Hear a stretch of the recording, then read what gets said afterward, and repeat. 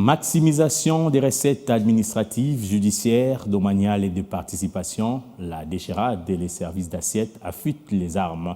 Le directeur général Parfait Ntabala a présenté un bilan relatif à la mobilisation des recettes non fiscales de l'État en 2022, un résultat positif qui appelle à faire davantage. La DGRAD a signé un protocole d'accord avec les secrétaires généraux des services d'assiette, une sorte de marque d'engagement pour relever le défi. Devant les secrétaires généraux et autres responsables des services d'assiette, le directeur général de la DGRAD, Jean-Parfait Ntabala Mourandi Kiré, a commencé par présenter le bilan de la mobilisation des recettes non fiscales de l'État en 2022, résultat très positif caractérisé par le dépassement des prévisions à hauteur de 105,8%. Maintenant qu'un défi de taille pointe à l'horizon, celui d'atteindre, voire de dépasser les prévisions budgétaires de 2023, évaluées à 3 950 milliards de francs congolais, le patron de la cadette des régies financières a jugé crucial d'organiser une séance d'échange avec les services d'assiette.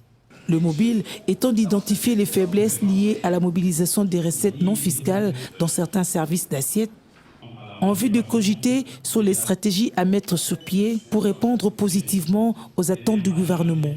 Les recettes non fiscales de l'État de l'exercice 2023 ont été fixées à 3 950 milliards de francs congolais.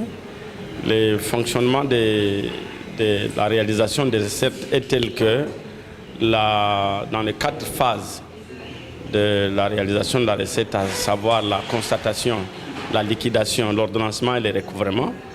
Ces phases sont réparties entre l'administration des recettes non fiscales, la DGRAD, et les services d'assiette qui ont en charge la constatation et la liquidation, donc la taxation.